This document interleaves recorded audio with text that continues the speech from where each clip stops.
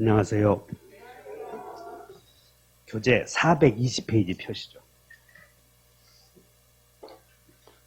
페이지 420페이지.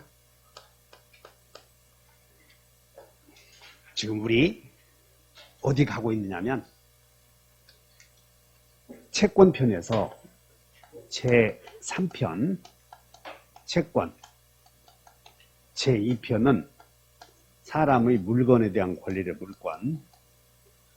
그래서 제2편을 물권법이라고 하고 제3편을 채권법이라고 하는데, 여기서 크게 봤을 때 물권과 채권의 가장 큰 차이점은 시험만 놓고 봤을 때, 그래서 물권은 물건을 직접 지배하고 있기 때문에 여기에 소멸시효의 대상이 아니지만 채권은 소멸시효의 대상이 된다. 그 차이야, 이게. 그래서 채권은 10년간 행사하지 않으면 소멸한다. 그런 뜻이야. 행사하지 않으면. 근데 우리 지난주에 동생항변권의 행사와 채권의 행사는 별개라고 하지 않았어. 채권은 행사하지 않으면 소멸해. 근데 동생항변권은 그냥 버티는 거 아니야? 동생항변권은 네 채무 이행할 때까지 떼쓰는 것이고, 채권 행사가 아니라고 그랬지. 머리 좀 써봐. 우리 지난 동생항변권은 채권이야, 채권 아니야? 항상 표정이 너무 깊이 나갔어. 어쨌든 물권은 소멸시효에 걸리지 않지만 채권은 소멸시효에 걸린다. 이왕에 채권 쓰는 거 그렇게 하고 가자는 거야. 그 다음에 채권편에서는 1장 채권 총책, 그 다음에 이제 채권의 발생 원인이 쭉 등장을 하죠. 2장 계약, 3장 사무관리, 4장 부당이득, 5장 불법행위. 부당이득은 여러분들 부당이득 나오잖아. 그러면 언제 생기냐면, 이제 공부가 된 사람들은 무효, 취소, 해제 시에 부당이득 문제 생기는 것이야. 자, 따라서 해본다. 원인 없이 누리는 이득. 그러니까 이 원인 없이 누리는 이득을 부당이득이라고 하는데, 부당이득은 우리는 계약을 체결했을 때 부당이득은 그냥 계약이 무효가 되거나 취소가 되거나 해제되었을 때 이미 주고받은 것, 그것이 부당이득이야, 이게.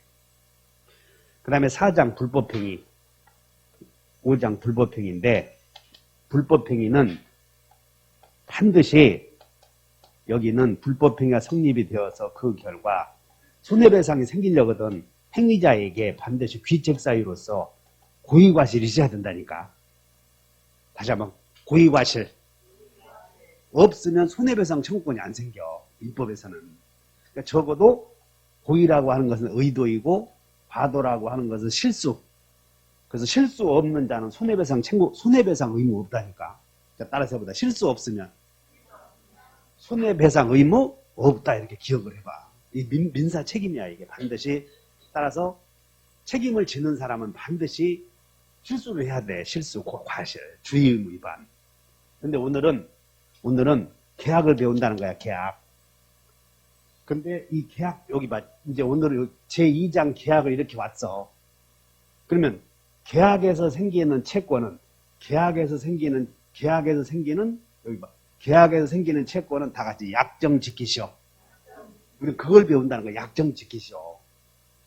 그러면 계약을 체결하면 일단 약정 지키시오 그랬으므로 타방은 약정 지켜야 될 의무가 있잖아. 그런 걸 우리 여기에서 배우는 계약을 채권 행위라고도 하고, 그 다음에 약정을 지켜야 할 이행의 문제를 남겨놓았다는 것이야. 그래서 부담행위라 이런 말을 쓴다고. 부담행위.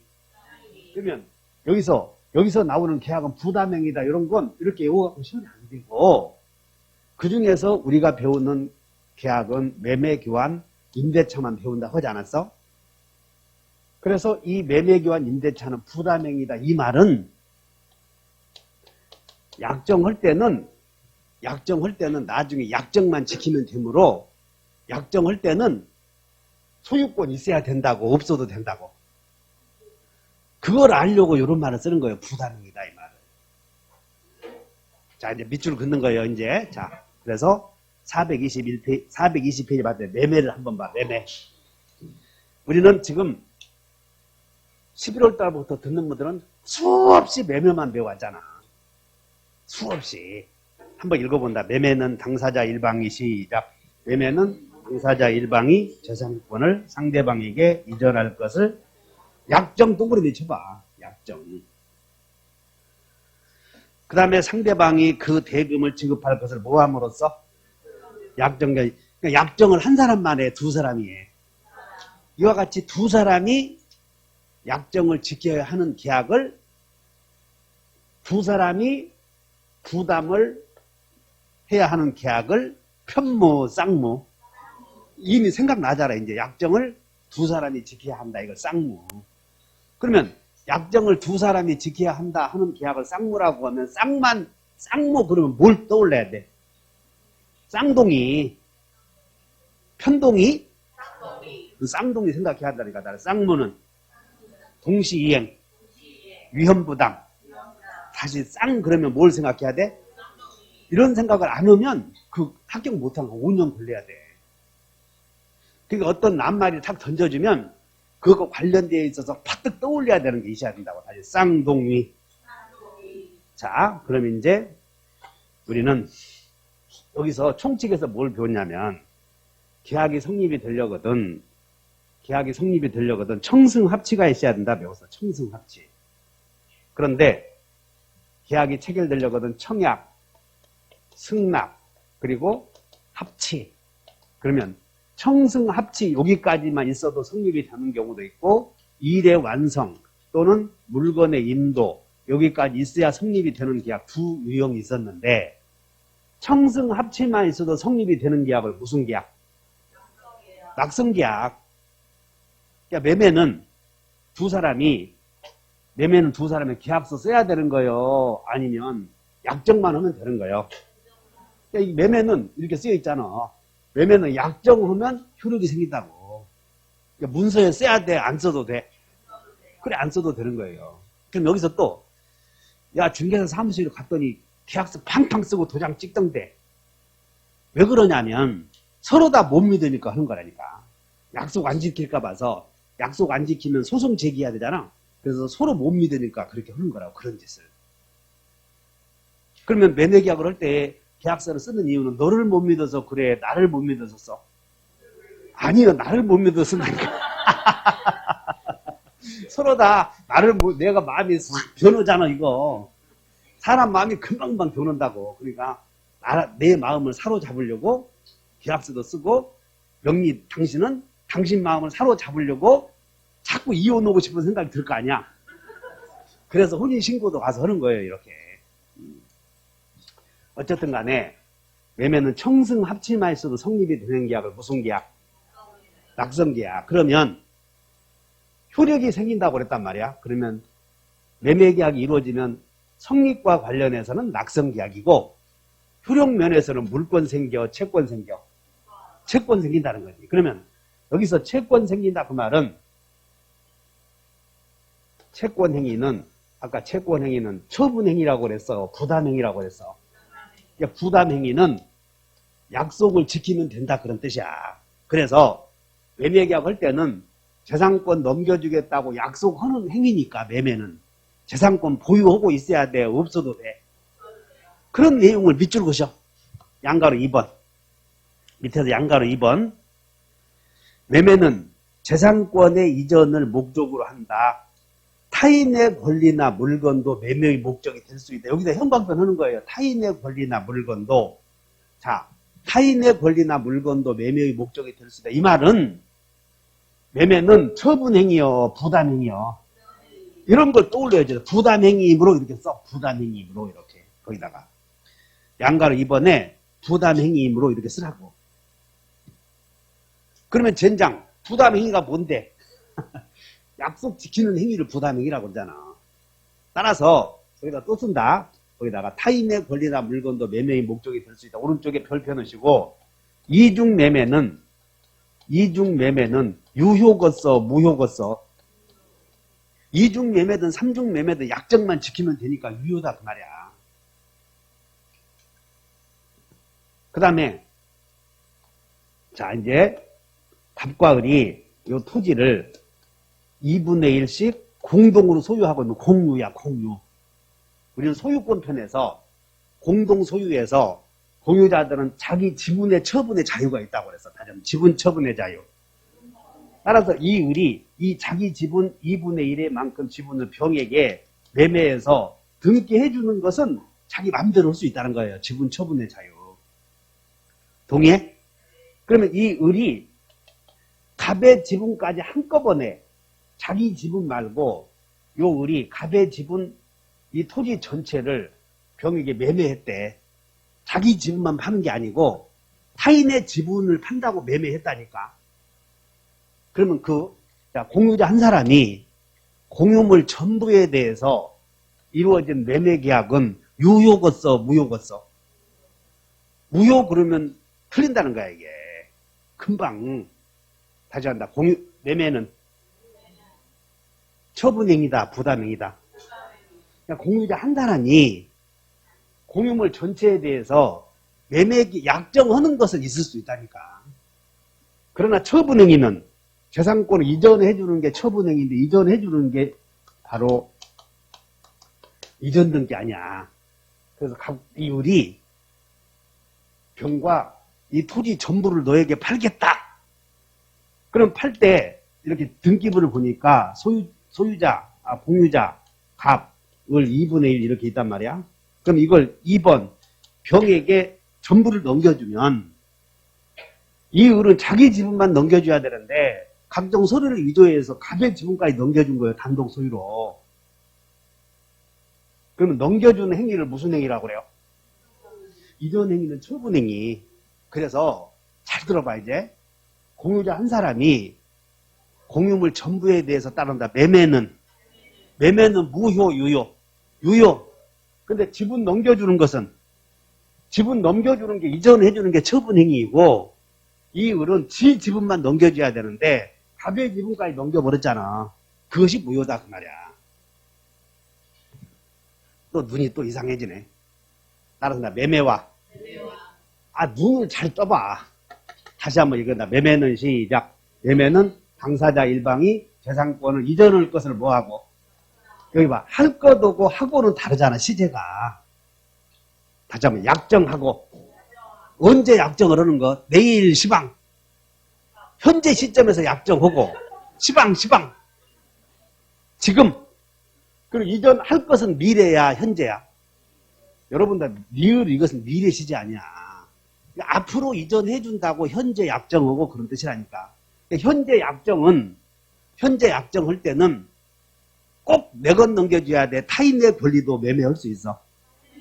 그러므로 이 공유자 한 사람이 갑의 지분까지 병에게 매매하는 약정은 얼마든지 할 수 있고 나중에 이제 지분 넘겨줘야 될 거 아니야. 등기해주는 것이 처분행위이므로 남의 땅에 대해서 등기해주면 그것만 무효가 된다 그 말이야. 구분하셨어?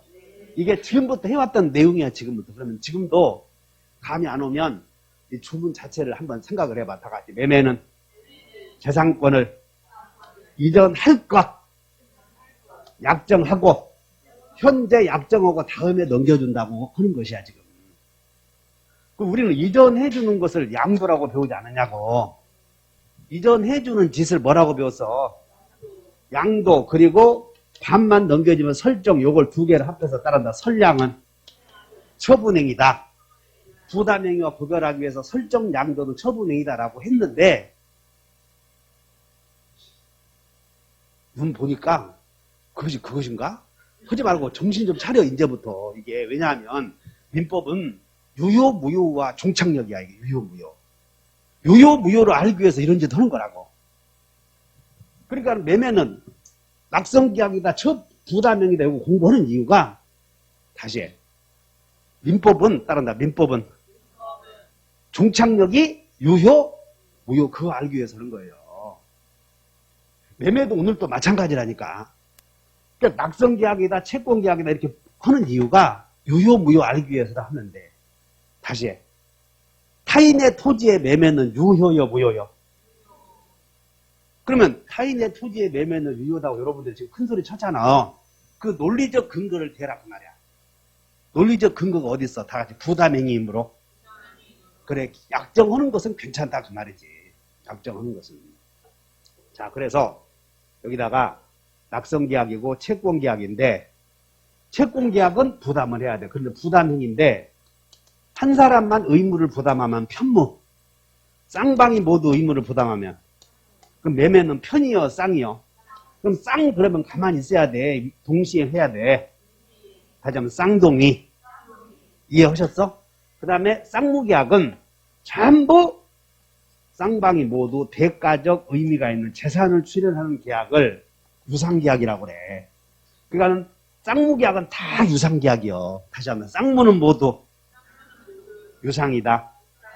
그래서 유상계약이란 그냥 따라서고 말아버려. 다 같이 대가적 의미가 있는 재산 출연. 그래서 밑줄을 그셔봐. 양가로 4번에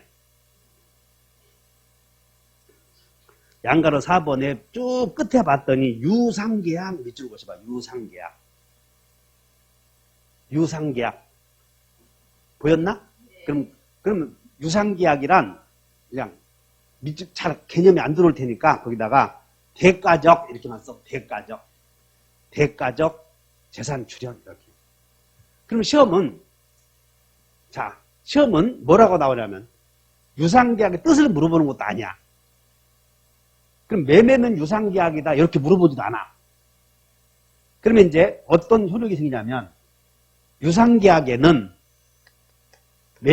지금 우리가 배울 매매에 관한 규정이 유상계약에는 다 적용되게 돼 있어. 그러므로 우리가 지금 배울 매매의 효력은 유상계약인 교환이나 임대차에도 적용된다 이렇게 알고 계셔야 돼. 자, 따라서 매매에 관한 규정은, 그러니까 매매가 유상계약이니까 매매에 관한 규정은 꼭 매매에서 배우는 효력은 매매에만 적용돼. 다른 유상계약에도 적용이 돼. 그래, 다른 유상계약에도 적용된다. 자, 문제. 임대차에 관한 설명이다. 임대차에는 매매에 관한 규정이 적용된다. OX. O. 교환에 관한 설명이다. 교환계약에는 매매에 관한 규정이 적용된다. 그러면 O. 됐지? 그래서 의미를 파악해서 공부를 해줘야 돼. 자, 그러면 갑이 수박을 팔면 을은 반대급부로 대금 10,000원을 줘. 더 큰 수박을 주면 20,000원을 줘야 된다고. 근데 고창 수박은 크기가 작아도 30,000원이야. 고창 수박 맛 보셨나? 어디서 봤어 그걸? 응? 백화점에서. 그렇지. 수준이 백화점이나 가야 고창 수박을 사. 그러면 여기 봐라. 갑이 고창 수박을 을이 매수인이 대금 30,000원을 지급하고 고창 수박을 들고서 상전 생일날 여보 내 당신 생일을 기억하고 수박 사왔어이. 그러니까 이 을이 수박을 사서 집사람에게 생일날 12월 8일인데 생일날 수박 사다 주니까는 눈물이 왈칵 쏟아지잖아. 내 이럴 날이 올 줄 알고 이혼 안고 살았다는 거야. 응? 을려의 처가 내 이런 날이 올 줄 알고 내 이혼 안고 살았다는 게 이제야 삶의 보람을 느낀대. 따라서 작은 것에 감동하는 사람. 그런 사람들 우리 아름다운 사람이라고 그러잖아. 근데 수박을 살펴봤더니 다 썩었어. 그럼 발로 차야 돼? 책임 물어야 돼? 지금 내 얘기를 잘 돼야 되는데 유상계약이란 갑의 재산 출연과 매수인의 재산 출연이 대가적 의미가 있으니까 매수인이 대금 20,000원 또는 30,000원을 교부했다면 매도인 그에 상응하는 대가를 지출해줘야 돼. 근데 그러지 못하면 매도인이 져야 되는데, 책임을 져야 되는데 이것을 따른다. 매도인의 담보 책임. 그럼 유상계약 그러면 담보 책임이 생겨. 유상계약에는. 그럼 담보 책임이 뭐냐면 물건을 여기 봐라 한번. 좀 머릿속에 이해해봐. 수박을 안 넘겨주었으면 담보 책임 줘 안 돼? 넘겨주어서 살펴봤더니 문제가 생겼지. 그냥 말 그 자체가 담보 책임이란 따라서 넘겨준 것에 대한 책임. 이걸 담보 책임이라고 그런 거예요. 넘겨주었는데 물건에 하자가 있으면. 그러면 이제 문제. 임대차에도 매도인의 담보 책임에 관한 규정이 적용된다. 맞아, 틀려? 그래, 그렇게 해야 공부 잘하는 거예요, 지금. 유상계약에는 다 매매에 관한 규정이 적용된다고 하지 않았어. 자, 이제 외운다. 매매는 이제 오른쪽에 써. 01번 맨 위로 올라가서 결론. 01번에 매매 보여 안 보여? 거기다가 그 매매 이렇게 나오면 하나만 쓰고 가버리는 거예요. 매매 오른쪽에다가 낙채 쌍류 이렇게 써버려요.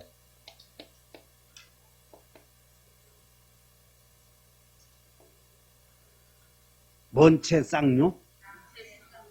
그러면 또 네 이거 설명해주고 써놨더니 그것이 뭔 얘기냐? 너무 요약한다 하지 마시고 유상계약만 나오면 가만히 있어야 돼. 담보책임 문제 생각해야 돼. 담보책임 떠올려야 된다고 이렇게. 채권계약 그러면 이중매매는 유효요 무효요? 유효. 쌍무계약 그러면 졸다가도 쌍둥이 이런 생각을 해줘야 된다는 거예요. 이런 생각을 해야지 매매는 낙채 쌍류다 외워갖고 소용없다는 것이야. 이게 민법은 개념법학이기 때문에. 자, 이것이 매매의 법적 성질이다.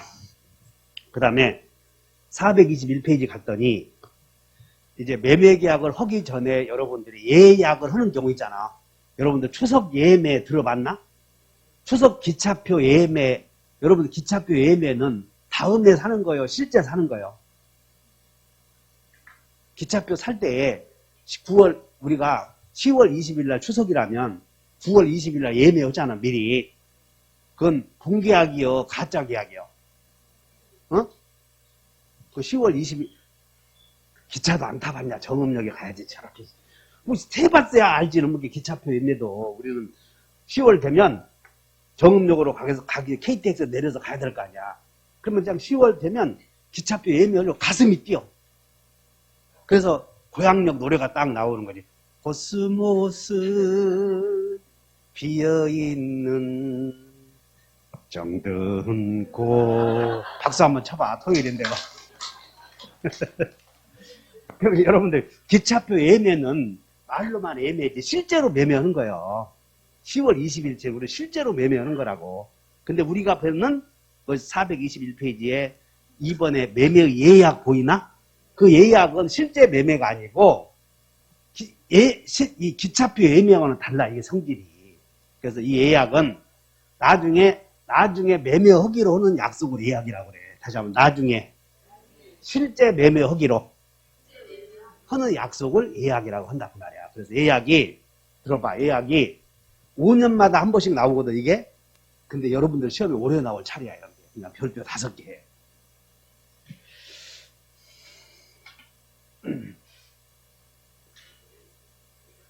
그러면 우리는 매매는 나중에 약정했으니까는 약정을 지켜야 할 이행의 문제를 남겨놓는 계약을 전부 다 같이 채권계약, 부담행위. 그러면 예약을 하면 야 다음에 우리 진짜 매매하자 이게 예약이야. 야 우리 다음에 진짜 매매하자. 그럼 예약을 해놓으면 다음에 진짜 매매해야 할 이행의 문제 남겨두었지. 그러니까 예약은 밑줄 그셔. 양가를 1번에 가서 언제나 채권계약이다. hin광태. 두 번째 줄. 예약에 가서 예약은 언제나 무슨 계약이요? 그러니까 여러분들은 채권계약이란 권리가 생기는 계약이라고 생각 말고 약정 지켜야 할 계약이구나 이렇게 생각을 하니까 약정 지켜야 할 계약이다 이렇게 이해하셔? 자 그러면 이제 예약에 대해서 예약은 매매 예약은 나중에 매매라고 하는 진짜 계약을 체결하기로 했어. 이때 예약은 진짜 우리 다음에 매매하자. 알았다 이거 예약이라고 그래. 그럼 나중에 진짜 매매해야 될 거 아니야? 진짜 매매해야 될 때 야 우리 진짜 매매하자라고 청약을 했을 때 알았다 승낙을 해야 진짜 계약이 이루어지는 경우를 승낙 있어야 이루어지는 그런 예약을 편무예약 또는 쌍무예약이라 이런 말을 써. 그냥 들어봐.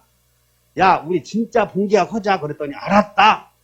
이렇게 해야 본계약이 체결이 되는 경우, 따지면 승낙이 있어야 진짜 매매가 이루어진다. 그런 예약을 밑에 봐, 1번 봐. 예약의 종류에 낱말의 뜻이 있어. 다 그래. 편무예약, 쌍무예약. 쓰지 말어 봐. 편무예약, 쌍무예약은 뭐냐면 우리가 예약을 했을 때 진짜 매매해야 될 거 아니야. 그러면 예약할 때 나중에 야 우리 진짜 매매하자이 그랬더니 알았다 이렇게 승낙해야 본계약이 이루어지는 예약을 다시 편무예약, 쌍무예약 이해하셨지?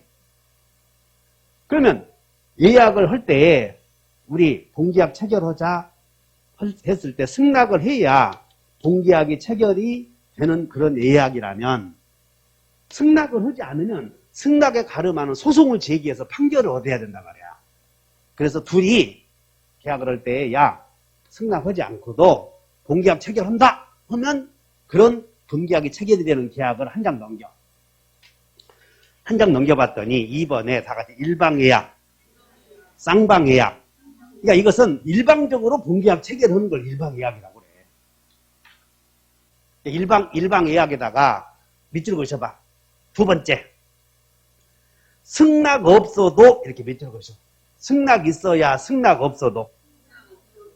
즉, 뭔 얘기냐면, 여기서 매매한다 해버리면 매매가 이루어져 버려. 승낙 없이도. 이런 예약을 일방적으로 본계약을 체결하는 예약을 다 같이 일방예약. 그러면 야 매매한다라는 말을 한 사람만 해도 계약이 이루어지는 경우를 일방, 쌍방 두 사람이 할 수 있는 예약을 쌍방이라고 한다. 개념만 아시면 돼. 쓰지 말라고 그랬어. 쓰시오 하면 써. 그러면 예약은 우리가 체결할 때에 편무예약이든 쌍무예약이든 일방예약이든 쌍방예약이든 자유롭게 할 수가 있는데 우리 민법은 조문을 보니까 한 장 넘겨보셔. 421페이지에 421페이지 앞에 조문을 봤더니 564조의 제목을 한번 읽어보자. 다 같이 시작. 매매의 다시 시작. 이해했나? 그렇게 조문 쓰여 있지? 그럼 이제 한 장 넘겨보셔. 한 장 넘겨보셔. 422페이지에 동그라미 3번 갔더니 자 일방예약으로 추정된다. 형광펜. 일방예약으로 추정된다. 이 말은 뭐냐면 예약에는 편무예약도 있고 쌍무예약도 있고 일방예약도 있고 쌍방예약도 있는데 네 가지가 있는데 그 예약을 자유롭게 선택할 수 있어. 예약을 할 때. 근데 예약의 종류가 어느 것이 이제 불분명하면 우리 법조문에 일방예약에 관한 규정을 두고 있죠. 그래서 판례는 예약의 종류가 애매하면 일방예약을 한 것으로 추정한다. 이런 규정을 두고 있어. 그러면 여기서 주로 일방예약은 언제 이루어지냐면 여기 봐. 갑이 을과 소비대차 계약을 해. 우리 가산법을 배웠어. 1억을 빌려주고 빌려쓰기란 소비대차. 그러면 1억을 빌려쓰는 채무자가 나중에 채무를 확실하게 이행한다는 것을 믿게 하기 위해서 내가 돈을 갚지 못하면 토지로 대신 팔겠다라고 예약을 해. 예약. 그러면 이 채권자가 그럼 예약을 어떤 예약으로 할래? 아까 예약의 종류에는 편무예약도 있고 쌍무예약도 있고 일방예약도 있고 쌍방예약도 있고 그래. 내가 가산법 할 때 이걸 언급할 수가 없었어. 그러면 갑이 어떤 예약으로 하려고 그랬더니 우리 이 사람아 그건 자네의 당연히 일방예약으로 하지. 그래서 이 사람이 봐라.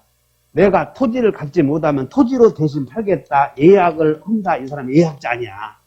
알았다. 계약을 하지. 승낙. 그래서 이 을이 그러면 예약의 종류가 편무예약, 쌍무예약, 일방예약, 쌍방예약이 있는데 편무예약, 쌍무예약으로 하면 잘 봐. 돈 1억 꿔줘. 뭘 믿고? 토지 못 팔면 돈 못 갚으면 토지로 대신 팔게. 그럼 예약인데 자네 무슨 예약이야? 그랬더니 당신이 본계약 체결하자 청약하면 그럼 내가 승낙할게. 그럼 편무예약 아니야. 네가 청약하면 내가 승낙할게. 그럼 네가 승낙 안 하면, 이게 채권자가 그래. 네가 승낙 안 하면, 야, 도망 다니면, 이 사람아 소송 제기하지. 야, 여기까지 왔어. 잘 들어봐. 돈 1억 꾸어다오. 지금 우리 꾸어 쓰는 입장이야. 돈 1억만 빌려다오. 뭘 믿고 못 갚으면 토지로 대신 팔겠네. 그러면 예약 알았네. 그럼 그 예약을 어떤 것으로 하려는가? 그랬더니 편무 예약으로 하겠네. 그랬더니 이런 너 김포에서 배웠지? 너 이 새끼야 사는 게 그 모양이니까 지금도 돈 꾸러 다니지. 거지 같은 새끼 저거. 이 새끼야 사는 게 이거 봐라. 생각해봐라. 예약을 하는데 편무 예약으로 하면 봐 눈에.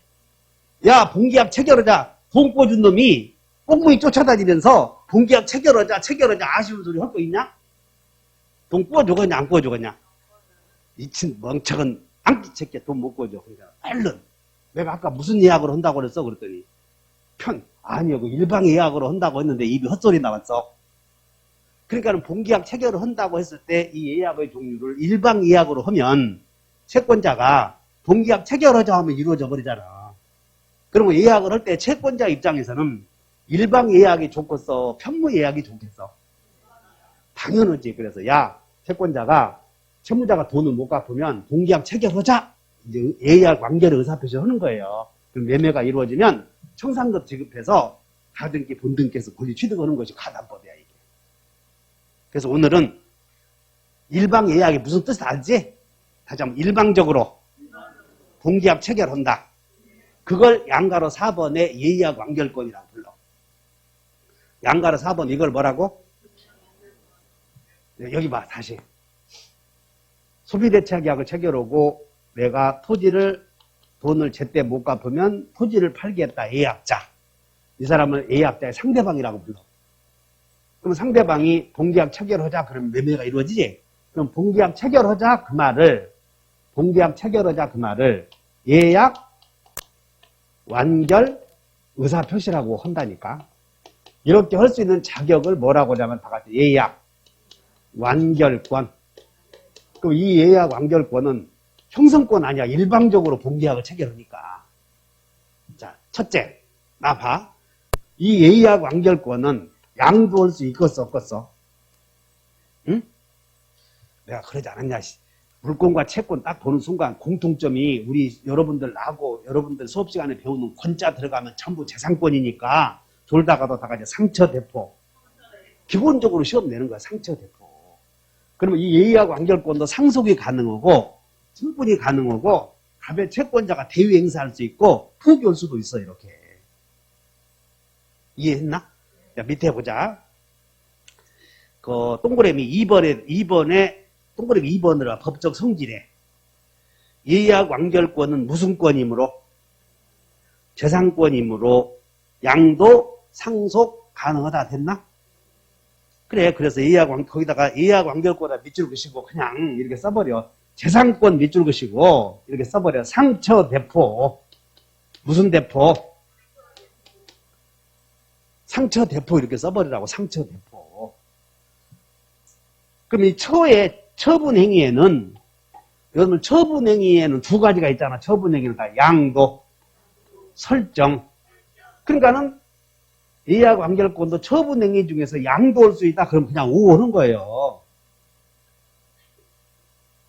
자, 예약 완결권도 채권자가 대위 행사할 수 있다. 그러면 오하는 거라니까. 예약 완결권도 포기할 수 있다. 그러면 다 오하는 거예요. 재산권은 다 포기할 수 있으니까. 그래서 거기는 동그라미 2번은 양도, 상속 뭐 이렇게만 해놨네. 그러면 여기 봐. 지금 이 의뢰 토지에 이렇게 돼 있어. 의뢰 토지에 의뢰 X 토지 등기부를 보니까 갑구에 등기부를 보니까 갑구에 소유자 X 토지 소유자 을. 그 다음에 이제 이 의뢰 땅에다가 이 사람이 예약을 했으니까 예약해서 나중에 봉기약 체결해야 될 거 아니야.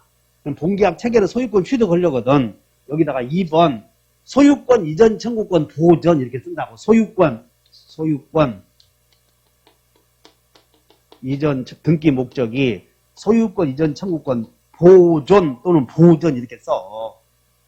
그리고 접수 날짜는 11월 11일 날, 등기 원인은 매매의 예약, 그리고 권리자, 예약 권리자, 예약자 쓰지 여기다가 예약자, 예약자 을, 권리자 갑.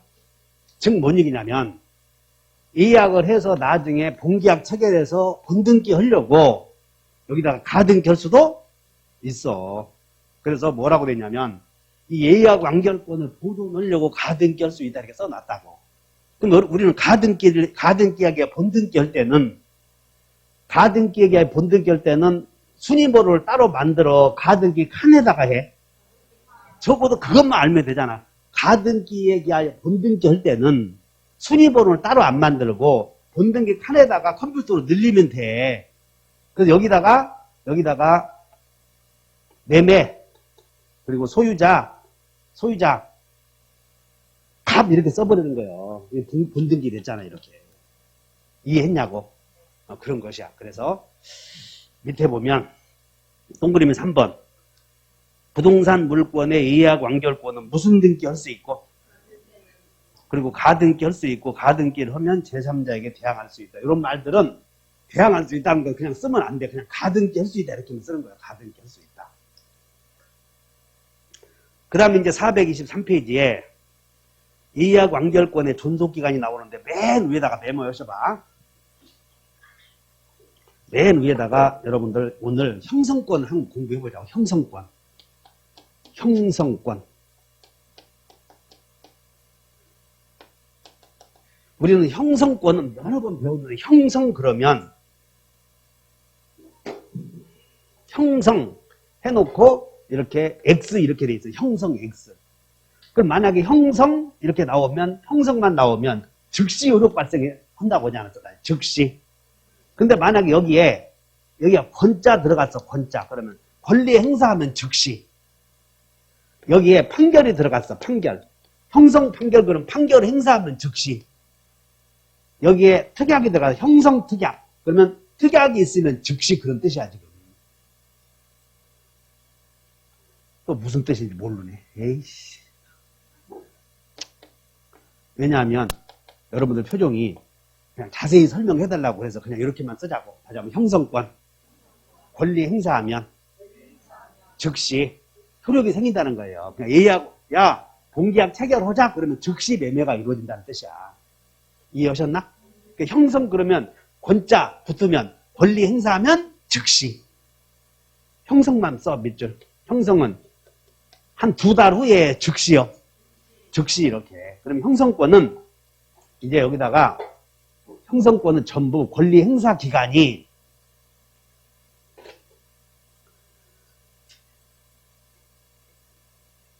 여러분들 권리 나오면 따른다. 권리는 몇 단계로 하라고 그랬어?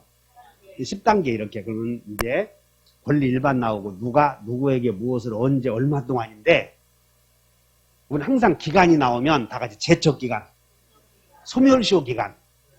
그래서 행사 기간이 정해져 있어 재산권은. 근데 물권과 채권은 지배하고 있기 때문에 행사 기간이 정해져 있지 않지만 형성권은 행사 기간이 정해져 있다니까. 그래서 항상 권리 나오면 뭐 행사 기간 이런 게 물어봐. 자, 그래서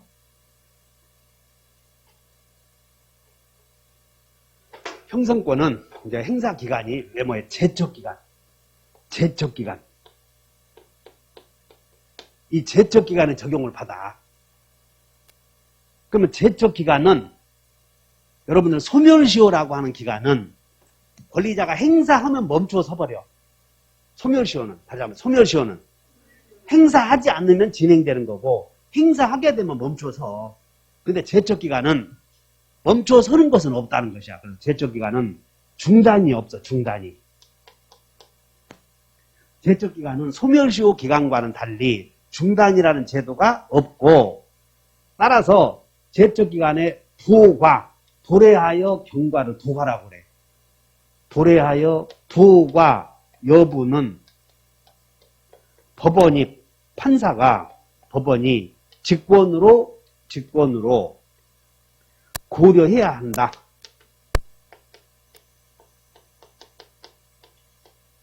이거는 그냥 강력한 기속행위야. 그래서 여러분들이 슈드를 잘 모르니까 슈드보다 머스트는 알잖아. 슈드는 훨씬 더 강력한 기속행위. 머스트는 해야 한다 그런 뜻이지. 그래서 법원이 따른다. 머스트. 무슨 얘기인지 알겠지? 그래서 법원이 고려해야 돼. 할 수 있다 그러면 틀려 이런 것들이. 앞으로. 그러면 이게 어디다 적용되냐면 이게 다 적용돼. 형성권만 나오면 대표적인 형성권이 안 써도 돼. 대표적인 형성권이 취소권이야. 취소권. 대표적인 형성권이 무슨 권? 이게 앞으로 취소권은 제척 기간에 적용을 받으며 여러분들 취소권은 다 같습니다. 추인할 수 있는 날로부터 몇 년? 3년. 행위한 날로부터 따른다. 추삼이. 추삼이 하면 간다고 배웠자면서. 다시 한번 추삼이 간다. 그것이 무슨 뜻이야? 항상 사슴눈이요? 항상 사슴눈이요. 모르겠으면 나를 찾아보지 말고 여러분들 페이지 몇 페이지를 잠시 갔다 오면 무효 취소에 취소라고 나와 있는데 페이지 148페이지를 한번 펴보자. 148페이지. 페이지 148페이지. 149페이지. 폈나? 거기다가 네모 4번에 취소권 나오죠? 보였어? 거기다 취소권에다 동그라미 쳐놓고 취소권 이제 자 이렇게 동그라미 쳐놓고 이렇게 써본다. 형제기간. 자, 형제기간. 형제기간은 중단 없고 형제기간은 중단 없고 고려해야 한다. 이렇게 써버려.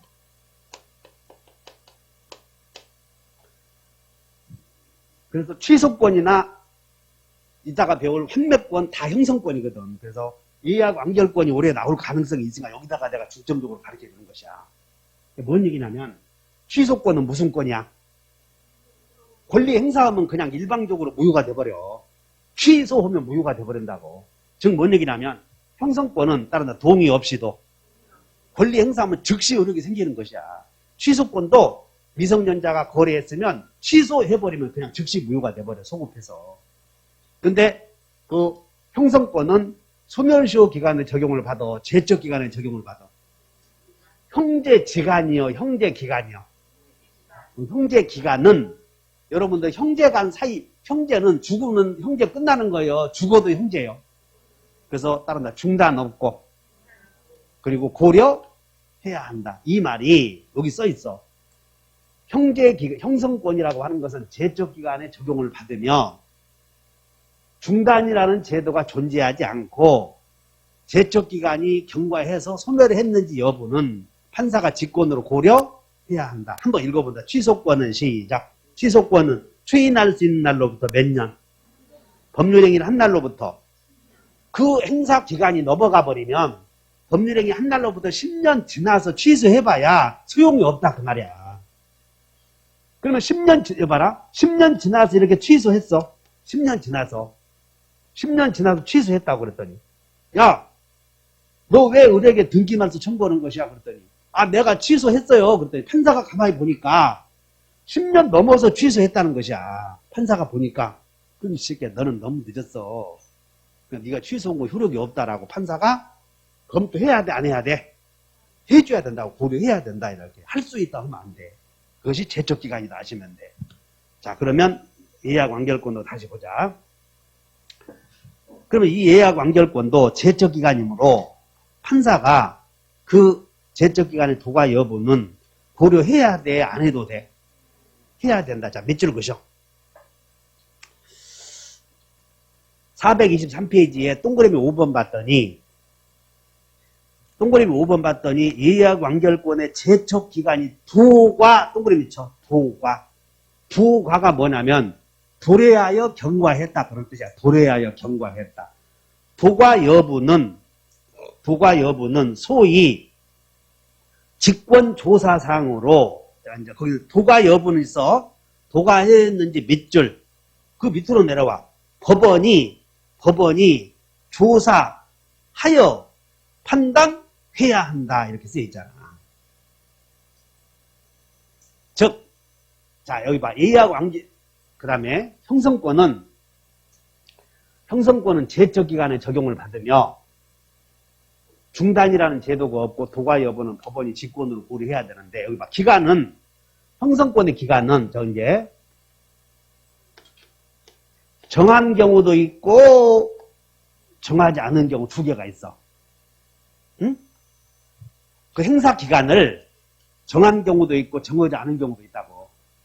그러면 정한 경우에는 그 기간에 행사하면 돼. 근데 이 정한 경우는 10년을 넘어도 돼. 행사 기간을 20년으로 정해도 된다고. 행사 기간을 정한 경우. 눈빛이? 자, 지금부터 동그라미 4번을 봐. 423페이지에 동그라미 4번. 예약 완결권 행사 기간 약정. 동그라미 쳐봐. 약정. 이 약정은 기간을 정한다 그런 뜻이야. 정할 때에는 행사 기간에 제한이 있음 없음?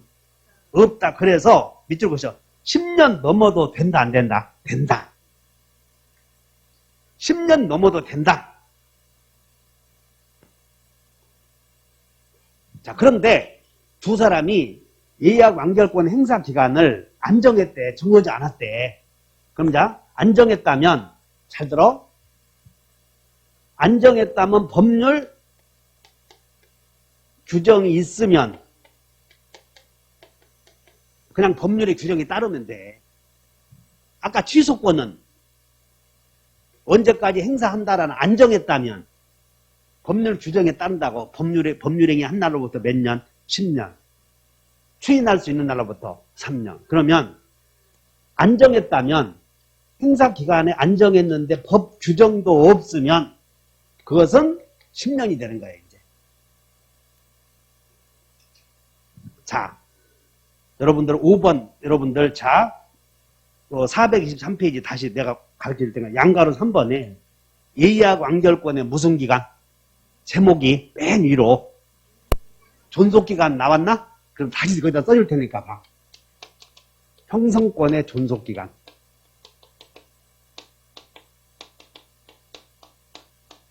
(1번) 약정한 경우, 그 다음에 2번 약정하지 않은 경우. 두 가지. 그러면 약정한 경우에는 약정은 내 행사하면 돼. 근데 약정한 경우에는 10년 넘어도 된다 안 된다? 10년 넘어도 된다. 근데 이 10년 넘어도 된다는 게 여기서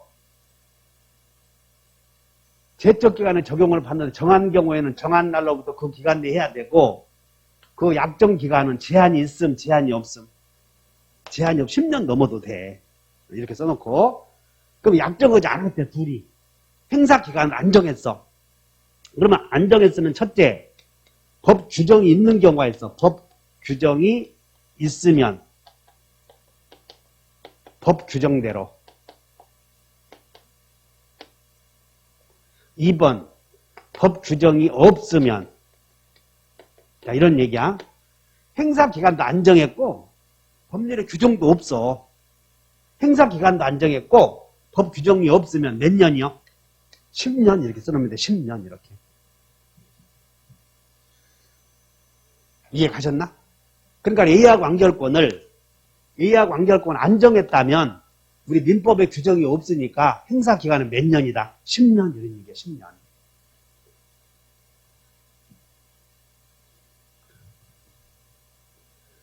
너무나 우울한 표정 짓지 마시고. 즉 뭔 얘기냐면 형성권의 행사 기간은 법률에 규정이 있으면, 안 정했으면 법률 규정을 봐. 그리고 법률에 규정이 없으면 몇 년이야? 10년. 자, 그럼 여러분들 앞으로 한 장 넘겨가 보자. 421페이지에 이제 중요한 거 다 배웠어.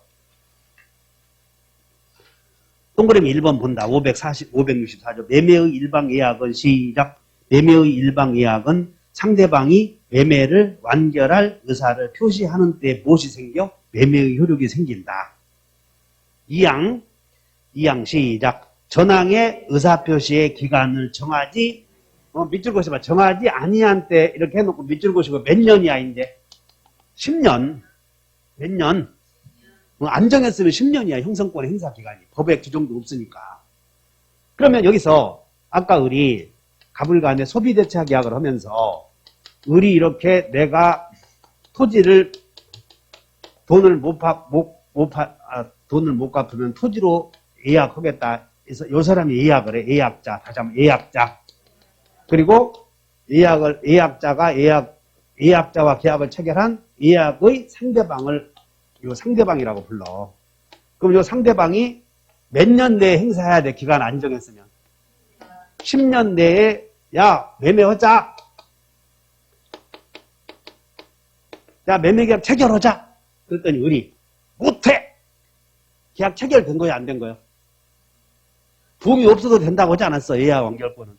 못해. 그럼 이미 못해? 네 맘대로 이미 매매가 이루어졌어. 이렇게. 못해 하면 계약 이루어지는 거요? 안 이루어지는 거요? 이루어지는 거요? 이게 예약 완결권 아니야. 그래서 매매가 이루어졌어. 근데 몇 년간 행사해야 돼? 그러면 예약 완결권은 10년 내에 행사해야 되는데 행사해야 돼? 안 해도 돼? 아까 포기할 수 있다고 그러지 않았어. 그래서 이제 이렇게 하셔야 돼. 일방이 우리 민법에 형성권을 갖고 있다면 이 형성권의 행사 기간이 없으면 10년이니까 상대방은 10년 지나봐야 예약 완결권 행사할지 여부를 안단 말이야. 근데 10년은 여러분들 지금 6개월도 시험 보는 기간이 앞으로 6개월밖에 안 남았, 8개월 남았나? 3, 4, 5, 6, 7, 8, 8개월 남았는데 그것도 그냥 길게 죽겠는데 10년 생각하려고 하니까 까마득하잖아. 10년 짧아 길어. 지나간 세월은 그냥 지나갔지만 앞으로 다가올 걸 생각하니까 캄캄하니까 돈 벌려고 하잖아. 10년 놀 수 없고 그냥 죽을 수도 없고. 그래서 요 10년이라고 하는 기간이 긴 기간이므로 일방에게 형성권이 있으면 앞으로 형성권이 있으면 타방은 그 형성권 행사 여부를 꼭 물어볼 수 있는 최고권이 주어져. 그래서 예약자는 상대방에게 야, 너 본계약 체결한다는 말 할래 안 할래? 라고 독촉을 해볼 수 있게 만들었다는 것이야. 한번 읽어보자. 2항. 자, 2항. 전항의 의사표시의 기간을 정하지 아니한 때는 시작. 전항의 의사표시의 기간을 정하지 아니한 때는 예약자는 상당한 기간을 정하여 매매 완결 여부의 확답을 상대방에게 뭐 할 수 있어? 최고할 수 있어요. 자, 이제 여기서 중요한 게 나오는데 여기서 상대방이 최고했을 때 예약자가 상대방에게 최고했을 때 형성권 행사 여부를 최고에 독촉을 해. 그러면 이 형성권 행사 할지 안 할지 확답의 효력 발생 시기가 도달주의냐 발신주의냐 여기 한 문제 나와. 도달주의냐 발신주의냐 이렇게. 그럼 이 사람이 최고했을 때 상대방으로부터 아무런 확답을 받지 못하면 이것은 도달주의고 이렇게 예약을 최고했는데 이 사람으로부터 아무런 확답을 받지 못하면 이것은 도달주의고 아무런 확답을 이 사람이 발하지 않으면 그런 발신주의야. 자, 여러분들이 심각함을 모르지? 자, 이제 한번 가보자. 표정이 지금 이게 얼마나 심각한지 잘 몰라. 그래서 자, 페이지 몇 페이지로 가냐면 97페이지에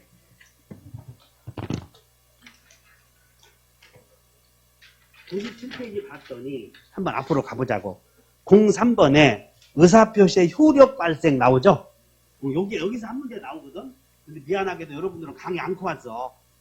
한 장 넘겨보셔. 111조 봤더니, 자, 111조 상대방 있는 의사표시는 상대방에게 도달해야 효력이 생긴다. 나오나? 도달해야 효력이 생겨. 즉, 뭔 얘기냐면, 본계약 체결, 여기 봐. 갑이, 야, 본계약 체결하자. 그 말은, 을에게 전달되어야 효력이 생긴다니까. 전달되어야. 근데 거기 오른쪽에 99페이지에 그 네모 4번에 발신주의를 취하고 있는 경우 나오지. 거기서 네모 4번에 어디만 동그라미 쳐느냐면 양가로 3번을 동그라미 쳐봐. 양가로 3번. 양가로 3번 봤더니 무권 대리인의 상대방은 최고 나오네. 최고. 99페이지다. 김계영. 99페이지에 네모 4번에 양가로 3번에 찾았나? 한번 읽어봐. 다 같이 시작. 상대방의 최고 동그라미 쳐. 최고. 그리고 끝에 확답 동그라미 쳐봐. 그러면 이제 여러분들 내가 법의 이 논리를 가르쳐 주는데 누군가가 형성권을 갖고 있다면 형성권 행사 여부를 상대방은 꼭 물어볼 수 있다니까. 너 추인할래? 거절할래? 답을 다오. 라고 최고를 해. 이해했나? 그런 게 있어. 그럼 한번 보자. 앞으로 가자. 앞으로 가서 뒤로 가면 대리가 나와. 대리. 자, 그럼 무권 대리 행위의 최고가 나오는데 여러분들 121페이지를 한번 가봐 이제.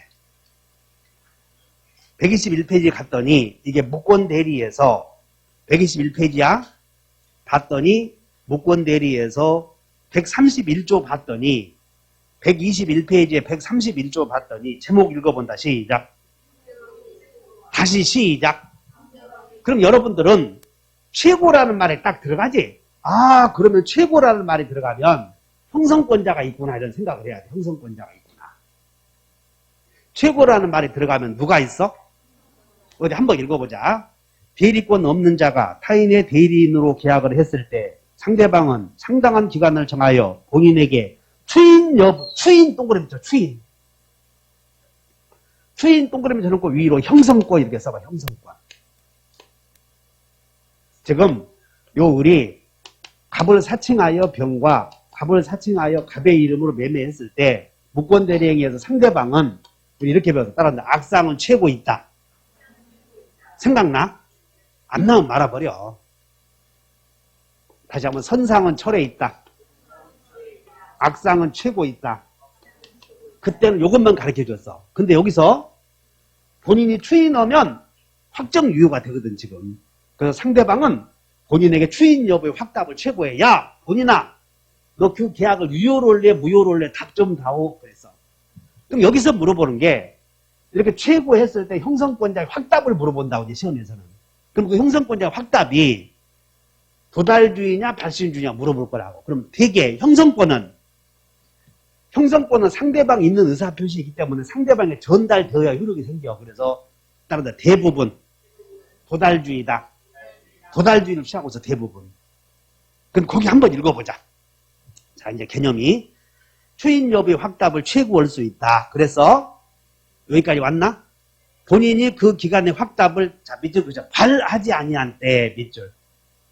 그럼 여기서 본인이 발하지 아니할 때 그러면 도달주의요 발신주의요 거기는 형성권자의 확답이 발신주의야 이렇게. 그래서 거기다가 여러분들은 이제 의사표시 효력 발생 시기에서 형성권자의 확답은 이제 나중에 이렇게 가르쳐. 따라서 확답은 도달주의다. 근데 거기다가 하나만 발신주의가 무채발이야. 무채발.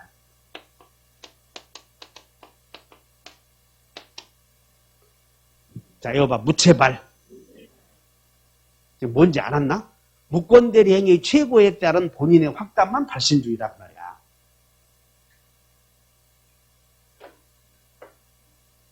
그러면 이제 무채발 하나만 외웠어. 그럼 나머지 형성권자에 대하여 최고했을 때 형성권자의 효력 발생 시기는 나머지는 도달주의겠어, 발신주의겠어. 이 형성권이 그 확답이 상대방에게 도달하지 않으면 이런 효력이 생긴다는 거예요. 이제부터 이제 개념이 들어왔나 보자. 그러면 이제 421페이지로 가자. 421페이지에 이 양 봤더니 야 민법이 그래서 어려워. 내가 어렵게 가르치는 게 아니라 이런 민법이 고루고루 다 알아야 한 문제 풀린다고. 그런 줄 알고 해. 자, 이 양 읽어본다. 전항 지금 421페이지로 왔나? 자, 이 양 전항의 시작. 전항의 의사표시의 기간을 정하지 아니한 때에는 예약자는 상당한 기간을 정하여 매매 완결 여부의 확답 나오지. 최고할 수 있다. 그러면 이제 이 확답은 자 도달주의겠어 발신주의겠어? 이제 이렇게 알아야 된다는 거예요. 그래서 이렇게 도달하지 않으면 이런 흐름이 생겨. 읽어보자. 어디? 예약자가 전항의 기간 내 확답을 지금 밑줄 그셔. 예약자가 받지 못한 때 밑줄 그셔봐. 받지 못한 때니까는 도달주의요, 발신주의요. 거기다 도달주의 이렇게 쓰라고, 도달주의. 그러면 나중에 이제 여러분들 공부를 하다 보면 형성권 행사 기간을 정함이 없으면 10년이고 10년은 짧아 길어. 정함이 없을 때 말이야. 그러면 형성권자에게 독촉을 한번 해봐. 야, 형성권자야, 너 그 형성권 행사할래 안 할래 답 좀 다오. 이렇게 해. 그러면 형성권자로부터 아무런 확답을 받지 못하면이냐, 형성권자가 아무런 확답을 발하지 않으면이냐, 이게 포인트야 이게. 대부분 다 뭐예요? 받지 못하면요, 발하지 않으면요. 받지 못하면. 근데 하나만 발하지 않으면이라고. 하나만 발하지 않으면. 다시 한번 받지 못하면은 도달주의이고 발하지 않으면 발신주의야. 근데 발신주의는 몇 개 있었어? 한 개. 그것이 우리 시험 범위에 해당하는 학답만 그러는 거예요. 다시 한번 무채발. 됐나? 이제 한 번만 확인해 보자. 지금 깜짝 놀라는 표정을 지어. 야, 또 공부할 내용이 또 생겼구나. 자, 여러분들 제3자를 위한 계약에서 한번 봐보자. 401페이지.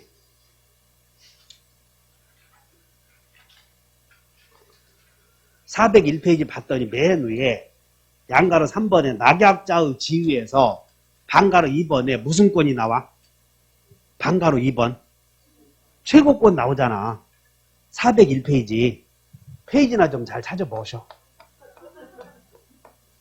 그럼 우리는 지난주에 제3자를 위한 계약에서 여러분들 제3자는 낙약자에게 형청손만 있고 형성권이 있다고 그랬잖아요. 형성권. 그건 생각날 거라고. 의무는 없다 배웠거든. 그러면 갑이을과 매매계약을 체결하면서 매매대금은 병에게 주기로 한다. 이게 제3자를 위한 계약이야. 갑과 을이 매매하면서 매매대금은 네가 병에게 주어라. 이게 제3자를 위한 계약. 그럼 이 제3자를 위한 계약은 언제 돈 받을 권리가 있냐면 이렇게 의사표시 해야만 생겨. 근데 의사표시 하기 전에도 그렇게 할 수 있는 자격이 있다니까. 제3자에게는. 그러면 제3 수익자는 낙약자에게 의사표시 할 수 있는 자격이 있는데 이게 형성권이고 정함이 없으면 몇 년이야? 10년. 그러니까 이 낙약자는 수익자에게 수익의 의사표시 할지 안 할지 10년 기다려봐야 알잖아. 그러니까 10년은 짧아 길어. 그래서 낙약자에게 최고 해본다는 것이야. 그럼 최고 해봤을 때 수익자의 확답은 도달주의냐 발신주의냐 물어보겠지? 받지 못하면 이겠어? 발하지 않으면 이겠어? 응? 어디 보자고. 자, 540조. 채무자의 제3자에 대한 최고권. 전조의 경우에 채무자는 상당한 기간을 정하여 계약이익 형수 여부의 확답을 제3자에게 최고할 수 있다.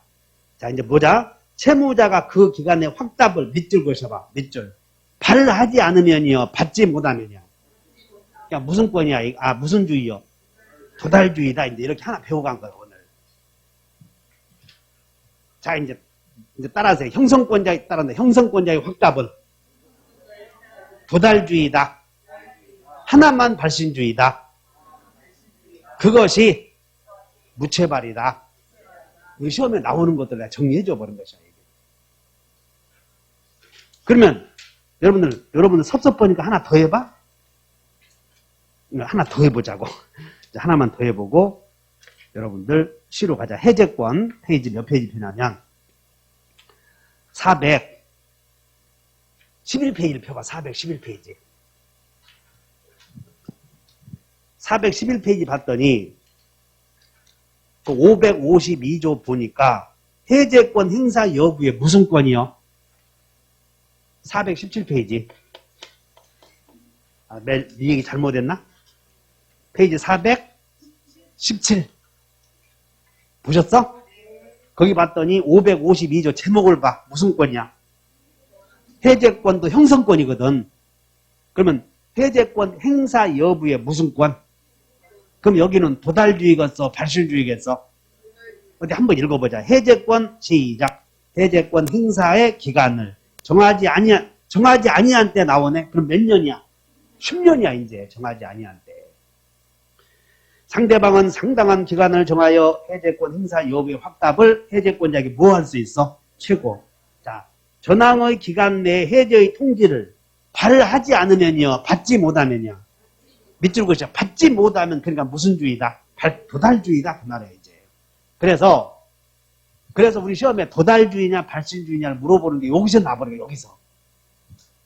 자 이제 여러분들 형성권자의 확답은 그리고 이제 이하면 형성권은 상대방 있는 단독행위요. 그러니까 상대방 있는 단독행위는 전달해야 이렇게 생기므로 원칙이 도달주의야 원칙이. 다만 추인만 무권대리 행위에서 본인의 추인만 발신주의야.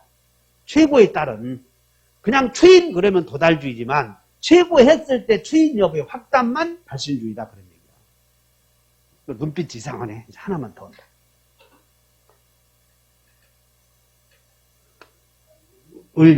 금방 물어보고 가네.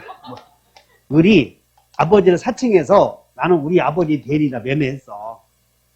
그럼 본인은 추인할 수 있지. 그럼 본인의 상대방에 대한 추인은 도달주의요, 발신주의요? 응? 추인은 도달해야 효력이 생겨. 발신했을 때 효력이 생겨. 그러니까는 거봐. 그래서 틀린다니까 이 사람아. 따라서 추인은 동철이가 상추 먹고 취했다. 그건 도달해야 효력이 생겨. 근데 지금 배우는 건 뭐냐면 따라서 최고했을 때 이렇게 최고했을 때 지금 그걸 배운다니까. 최고했을 때 본인의 추인 여부의 확답을 물어보는 거라고. 그러니까 추인과 확답은 달라 지금. 그래서 거기서 함정이니까 주의하셔. 따라서 확답은 그냥 본인이 아무런 확답을 여기는 받지 못하면요. 발하지 않으면요. 우체발 여기는 발하지 않으면 확답만 공부하는 거고 추인은 본인의 추인은 도달해야 효력이 생각하면 우여 이거 참 주의하시라고. 따라서 추인과 확답은 최고에 따른 확답은 다르잖아 효력이.